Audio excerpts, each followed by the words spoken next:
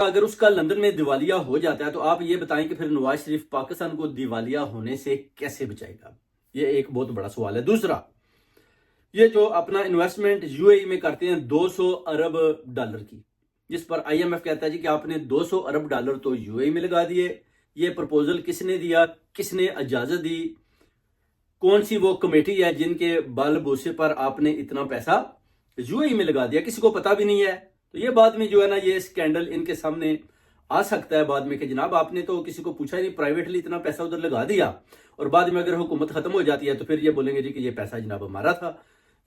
Government of Pakistan کا کوئی لین دین ہی نہیں ہے۔ اس طرح کا یہ نا چکر بازیاں کر رہے ہیں۔ اب دیکھیں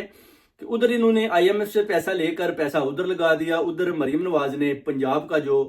پٹھا گل کر دیا، ادھر 160 ارب کا خسارہ، اس کے بعد پینشن جو انہوں نے کھائی ہے